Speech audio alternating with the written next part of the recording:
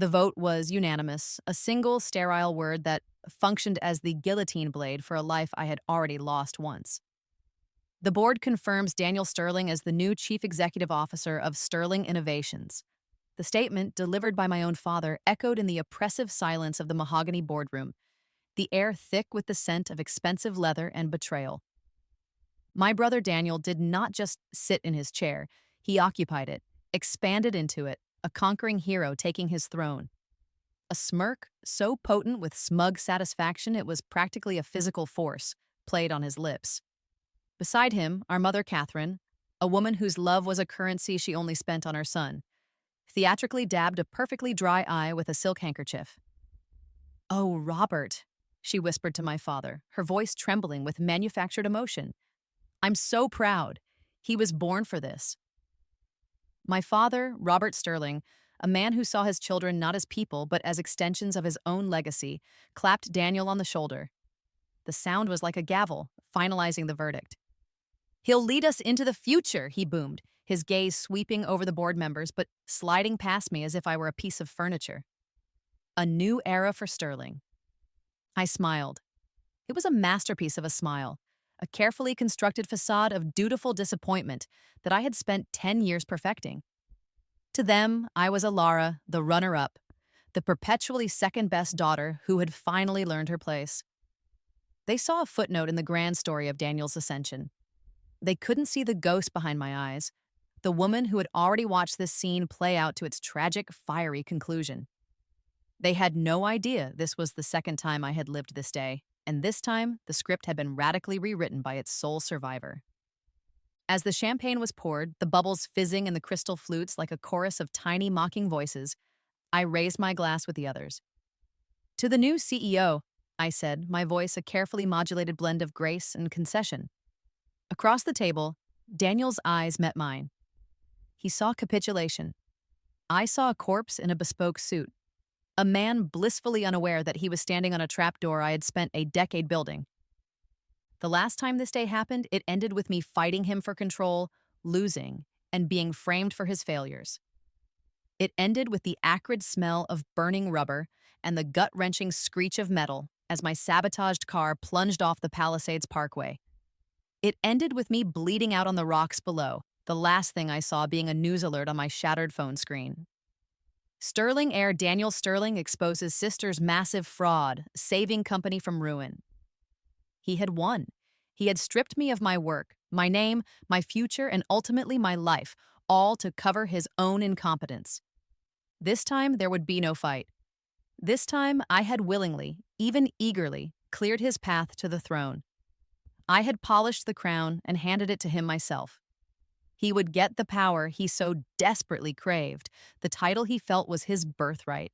And I, from my quiet, unassuming seat on the board, would watch him burn it all to the ground. This wasn't just revenge. It was a controlled demolition, and I was the one holding the detonator.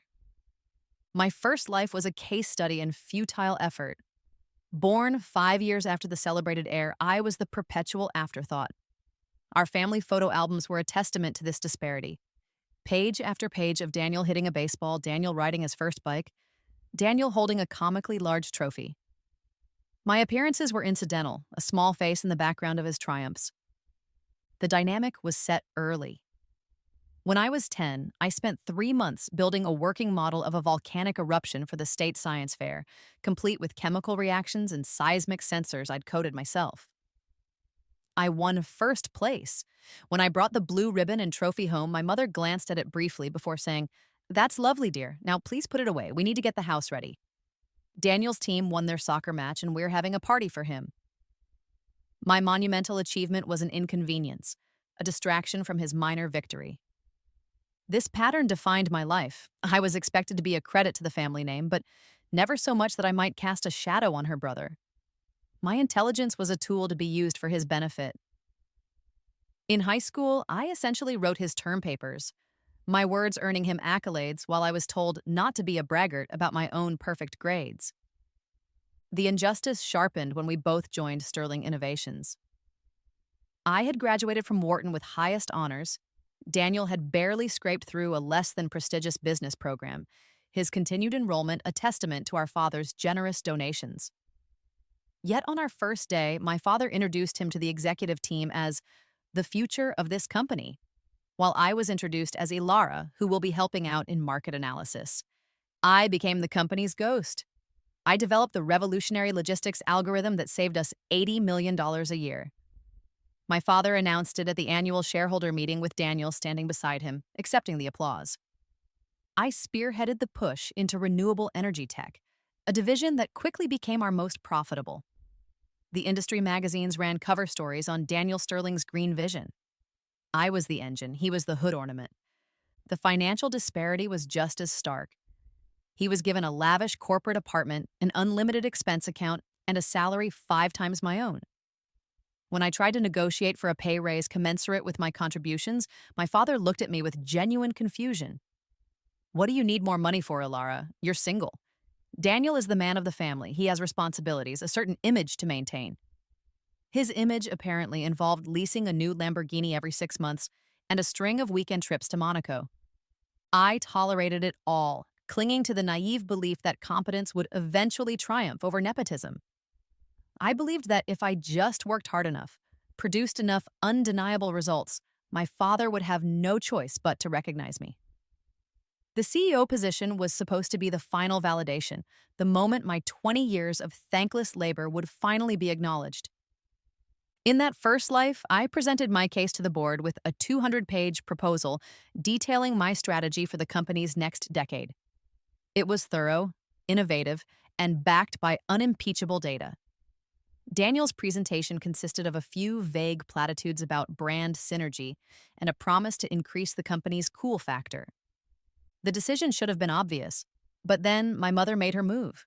She didn't argue logistics or profits. She appealed to something far more primal, my father's patriarchal ego. "Robert, a daughter can't lead this company," I overheard her saying to him in his study the night before the vote. "It's a sign of weakness. It says the son isn't capable. It's Daniel's birthright. The name must pass from father to son." And that was that. My life's work was undone by an archaic notion of succession. They chose him, and in doing so, they sealed not only my fate, but the company's as well. Daniel's tenure as CEO was a short, brutish masterclass in self-destruction.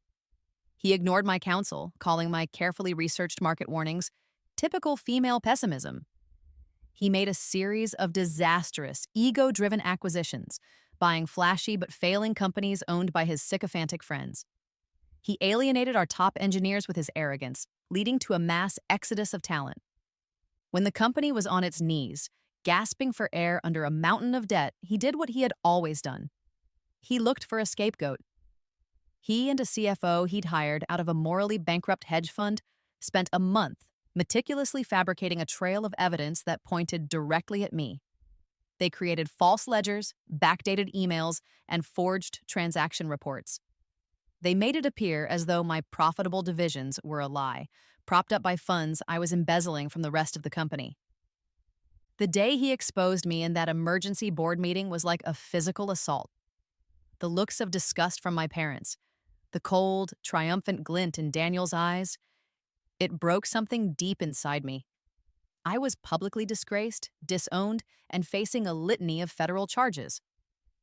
My last few weeks were a frantic scramble for survival. I liquidated my assets to hire forensic accountants, desperate to find a crack in Daniel's perfect frame job, and I found it. A hidden server, a digital breadcrumb he had overlooked. It contained the real books, the proof of his embezzlement, and my innocence. I was on my way to meet a journalist from the Wall Street Journal, the only person who had listened to my story with an ounce of skepticism. The hard drive containing the evidence was in my briefcase on the passenger seat. I was driving down the Palisades Parkway, a sense of vindicated hope rising in my chest for the first time in months. That's when I pressed the brake pedal. The feeling of it going straight to the floor, of the car not slowing but accelerating into a curve, is a sensation seared into my soul. The world dissolved into a green and gray blur. My phone buzzed, a final cruel twist of the knife. It was a news alert with Daniel's smiling face. The headline was his victory speech. Then came the guardrail, the sickening lurch of freefall, the symphony of shattering glass and twisting metal, and then a profound and absolute silence. until I woke up.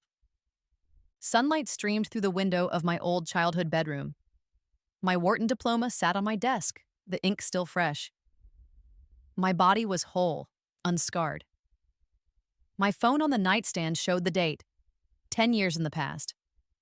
It was the day of my college graduation, the day I was supposed to walk into Sterling Innovations for the first time, full of hope and ambition. The first day of my long, slow march to the grave. A wave of nausea and vertigo washed over me. The memories of the crash, the betrayal, the crushing weight of my first life were not a dream. They were real. I was back. Lying in that bed, the naive girl who had craved her father's approval and believed in meritocracy died. She disintegrated, and from her ashes rose someone else. Someone cold, patient, and utterly ruthless.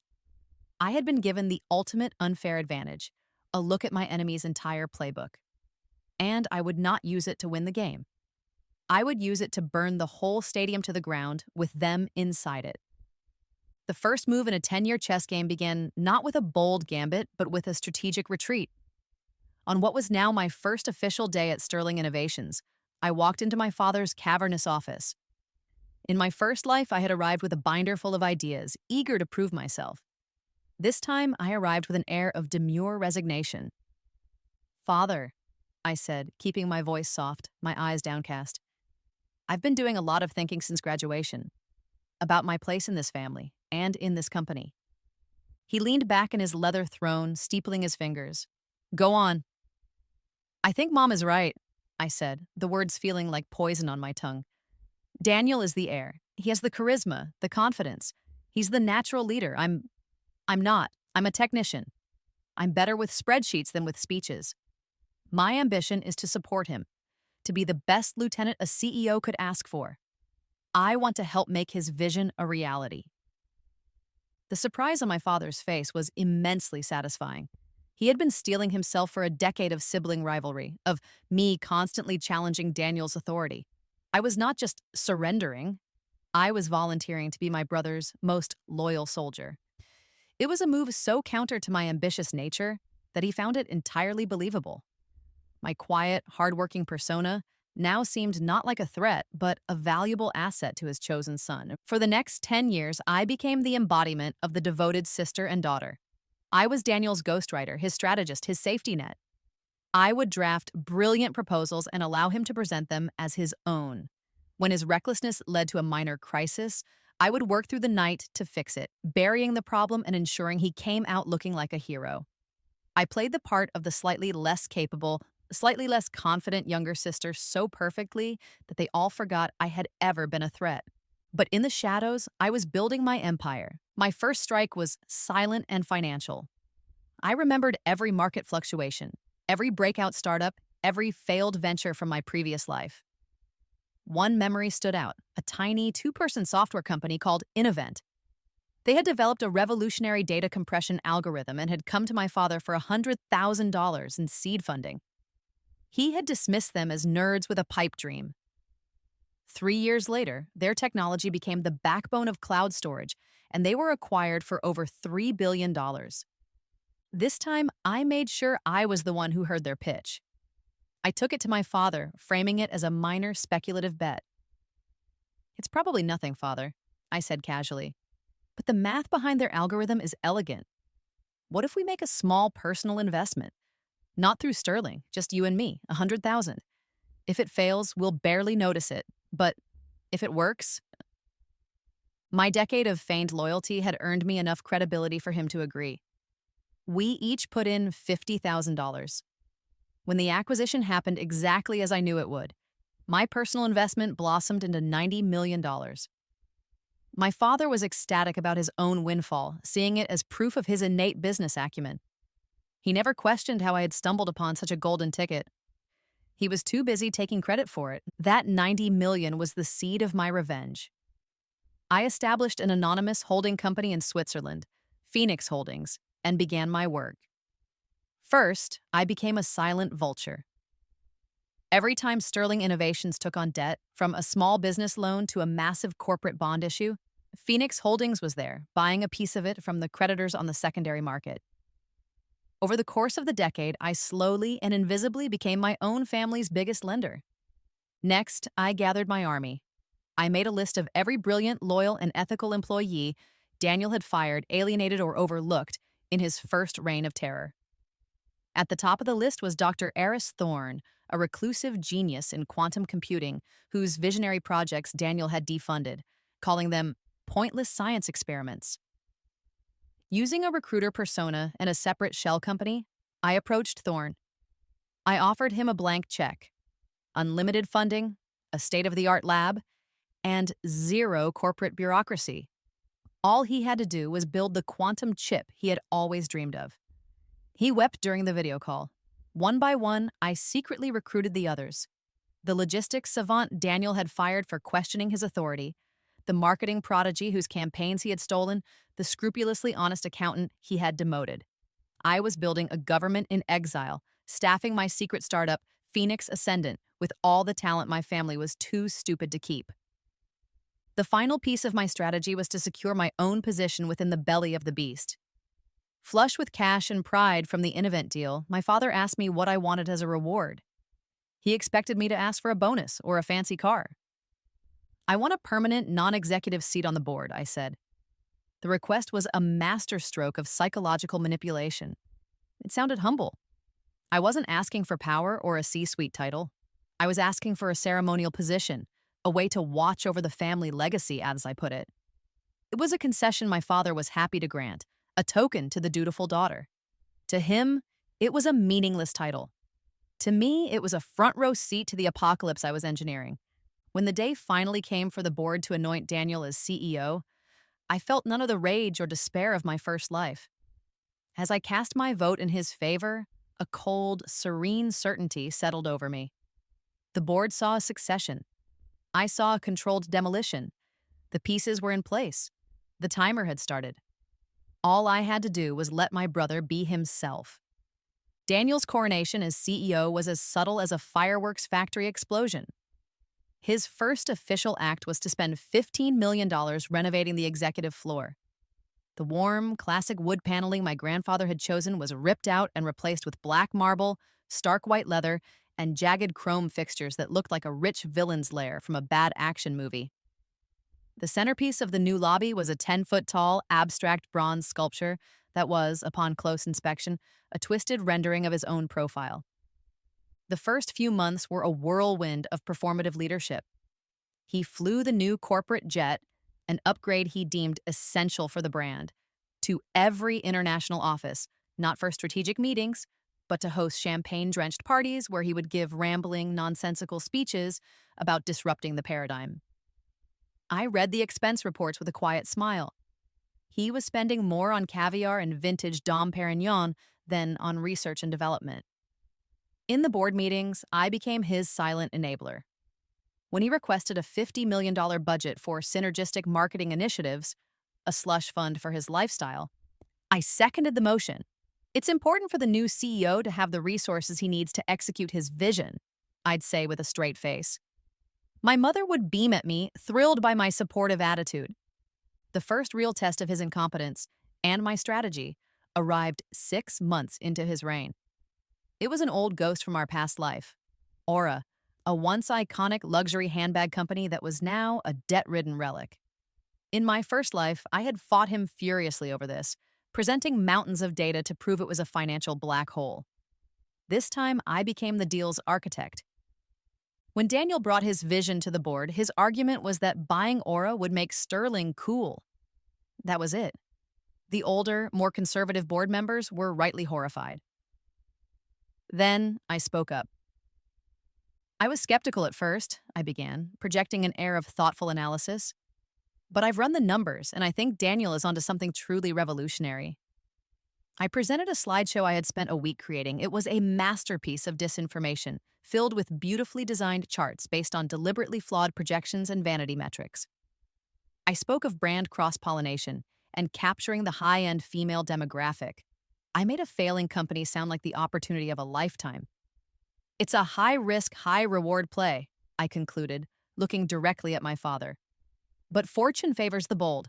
Daniel is being bold. My endorsement, combined with Daniel's enthusiasm and our parents' blind faith, was enough to push the deal through. Sterling Innovations acquired Aura for nearly $500 million, most of it borrowed.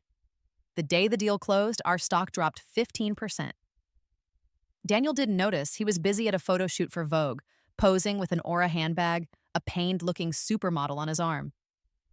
Aura immediately began losing $10 million a month, a steady, gushing wound in our company's finances. With the company's capital now tied up in ridiculously expensive purses, the next phase of my plan began, the strategic extraction of talent. Daniel's ego, inflated by his new title, could not tolerate being challenged. Dr. Eris Thorne, our quiet, unassuming head of quantum R&D, was his first victim. Just as I'd planned, an industry journal published an anonymous profile I had commissioned, hailing Thorne as the true genius behind Sterling's technological edge. The article sent Daniel into a narcissistic rage. He summoned Thorne to a senior staff meeting and, in front of 20 executives, belittled his work, called his projects a waste of money, and accused him of trying to steal the spotlight. He concluded by slashing Thorne's budget by 70%, effective immediately. That evening, the shell company I used for recruitment made a call to a distraught Dr. Thorne. We offered him everything Daniel had denied him: respect, resources, and the freedom to pursue his research. He accepted on the spot. A week later, he was setting up his new lab, funded by Phoenix Ascendant. I repeated this pattern over and over. Every time Daniel humiliated a brilliant manager or stole credit from a talented designer, my recruiter would be on the phone that same night, offering them a life raft. I wasn't just watching Sterling Innovations crumble, I was salvaging all the valuable pieces for myself. The bleeding from the Aura acquisition and the hemorrhaging of talent sent Daniel into a panic. He needed a big, flashy win to distract from the growing disaster. He found it in Voltergeist, a German robotics firm with a charismatic CEO named Klaus Richter and a lot of impressive-looking promotional videos. In my past life, Klaus had been a minor parasite, securing a partnership that had drained a few million. This time, I decided to make him a cancer. I accidentally ran into Klaus at a tech conference in Berlin. I told him how much I admired his work and hinted that my brother, the new CEO, was looking to make a massive legacy-defining merger. I painted a target on my own family's back. Klaus, smelling blood, descended on Daniel with the predatory grace of a great white shark. He flattered him, partied with him, and convinced him that a merger between their companies would create an unstoppable global powerhouse. Daniel, completely starstruck, brought the proposal to the board. It was insane. Voltergeist had no profits, no significant assets, and a product that was still largely theoretical. Once again, I played the role of the diligent analyst. I presented a report praising the visionary potential of the merger while burying in highly technical footnotes the myriad red flags I had uncovered. I endorsed the deal. "It's an aggressive play to corner the future of automation," I said solemnly. "It's exactly the kind of move a forward-thinking CEO like Daniel should be making." The merger went through, Sterling's stock took another nosedive, and 3 months later, German regulators exposed Voltergeist as one of the most audacious corporate frauds in European history. Klaus Richter had been cooking the books for years. His robots barely worked. He had used the merger to cash out, leaving Sterling Innovations holding a worthless shell of a company and liable for hundreds of millions in fraudulent debts. Klaus disappeared, presumed to be on a private island with no extradition treaty. The company was now in a death spiral. We were a joke on Wall Street. My father looked like a ghost at board meetings. My mother started drinking heavily. And Daniel, trapped in a corner of his own making, did the only thing he knew how to do. He started to steal from what was left. It began with falsified expense reports and escalated to shell contracts with non-existent vendors. But as the pressure intensified, he grew sloppy and desperate. He started wiring large sums of money directly from corporate accounts to offshore shell companies. And my quiet ally in the accounting department, Sarah, documented every single transaction. Every wire transfer, every fake invoice, every panicked email. She forwarded it all to a secure server I controlled. I had a minute-by-minute chronicle of his self-immolation. The final act began with a frantic summons to an emergency board meeting on a Tuesday morning. The company had officially run out of cash. We had defaulted on our loans. Payroll checks were about to bounce. The room was a tomb. My father, now a frail, broken man, could barely speak. "The banks are calling in our debts," he whispered. "It's over." Daniel, his face slick with sweat, leapt to his feet. It was time for his last, pathetic performance. "This isn't my fault," he screamed, his voice a high-pitched whine. "I've been betrayed. From the inside." He slammed a thick binder down on the mahogany table. It was a near-perfect replica of the one he'd used to frame me in our first life. "It was Alara. She advised me on Aura. She pushed for the Voltergeist merger. She's been manipulating the financials, siphoning off money to bankrupt the company and make me look bad. She's been sabotaging me from the beginning." My mother gasped and turned on me, her eyes blazing with a drunken, venomous fury. "You snake! After all we've done for you, you were always jealous of him." My father stared at me, his expression a cocktail of confusion and dawning horror. For a moment, he actually believed it. The other board members looked from me to Daniel, their faces pale and uncertain. The trap was sprung. I let the accusations hang in the air, letting the poison fill the room. Then, I calmly stood up, walked to the head of the table, and inserted a small, encrypted flash drive into the room's main projector. The screen flickered to life. "You are right about one thing, Daniel," I said, my voice cutting through the tension like a shard of ice. "It was sabotage, but you've got the wrong saboteur." The first document to appear on the screen was a detailed flowchart. On one side was Sterling Innovation's main accounts. On the other were 6 offshore accounts in the Cayman Islands and Panama. In the middle were the names of the shell companies Daniel had used to bridge the gap. His name was at the top, a king presiding over his secret stolen empire. I walked the board through it, my voice dispassionate and clinical. Click. A wire transfer for $5 million to a shell company owned by Daniel's college roommate. Click. An email from Daniel to Klaus Richter, discussing how to hide their kickback payments. Click. A recorded phone call of Daniel pressuring an accountant to make the numbers work. Click. For 15 agonizing minutes, I unveiled the entire sordid history of his crimes, backing every assertion with an irrefutable piece of evidence. The room was utterly silent, save for the sound of Daniel's ragged, panicked breathing. When I finished, I turned off the projector. The sudden darkness felt heavy, final. "The company is not just bankrupt," I stated, looking at my father. "It is the victim of a massive, sustained fraud perpetrated by its own CEO." "My God," one of the board members breathed. "What do we do?" "There's nothing you can do," I replied, allowing a cold smile to finally touch my lips. As of last week, my fund, Phoenix Holdings, completed its acquisition of 60% of Sterling Innovation's corporate debt. As the majority creditor, I am exercising my legal right to call in that debt effective immediately. This board is dissolved. Your services are no longer required.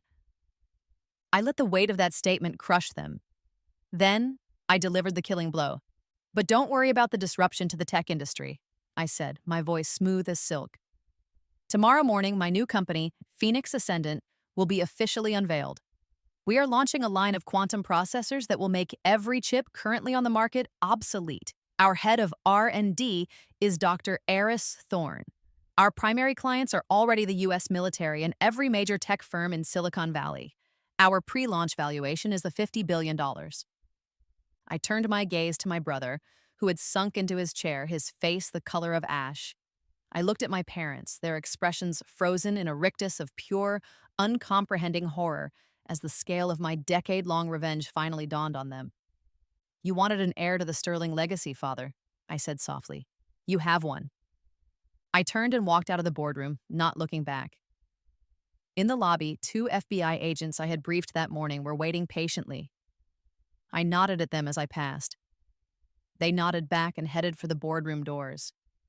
The last thing I heard as I walked out of the building for the final time was my mother's strangled, agonized shriek. The collapse of Sterling Innovations and the arrest of Daniel Sterling were the biggest business stories of the year. My meticulously prepared dossier of his crimes made the prosecution's job laughably easy. The media, which had once vilified me in another life, now painted me as a tragic, Cassandra-like figure who had tried to warn her family. They never knew the half of it. Daniel, sobbing, was sentenced to 25 years in a medium security federal prison. The bankruptcy auction for Sterling's assets was a somber affair. I attended, cloaked in anonymity, and purchased the only things I wanted: the company's original patent portfolio and the downtown skyscraper that bore our family name. A week later, a demolition crew leveled the building, erasing the physical monument to my family's hubris from the city skyline. My father never recovered from the shock and the public humiliation. The stroke he suffered a month after the trial left him a ghost in a wheelchair, unable to speak, his once commanding eyes now vacant and lost. My mother, stripped of her wealth, her social standing, and her purpose, became his resentful full-time caregiver. They sold their mansion and moved into a small, nondescript condo, their world shrinking to a bitter, silent prison of regret. I set up an anonymous trust to cover my father's medical bills, not out of kindness, but as a final sterile act of power, a constant reminder that their survival depended on the daughter they had discarded. My own world, meanwhile, expanded beyond my wildest dreams. Phoenix Ascendant didn't just succeed, it reshaped the technological landscape. We weren't just profitable, we were revolutionary. The team I had assembled from Sterling's refugees became my true family. We built our company on a foundation of respect, collaboration, and a relentless pursuit of excellence. There was no nepotism, no backstabbing, only merit. I now stand in my office, which occupies the top floor of the new tower we built where the old Sterling building once stood. The view of the city is endless, a glittering tapestry of light and possibility. The memories of my first life no longer feel like a trauma. They are a scar, a reminder of the price of my freedom and the foundation upon which my new life was built. There is no lingering anger, no burning need for more vengeance. There is only a profound and unshakable sense of peace. The universe, through some bizarre and violent miracle, gave me a chance to balance the scales. The accounts are settled. The debt is paid in full. The ghost of Alara Sterling, the victim, is finally at rest. And I, the woman who rose from her ashes, am finally, truly, and completely free.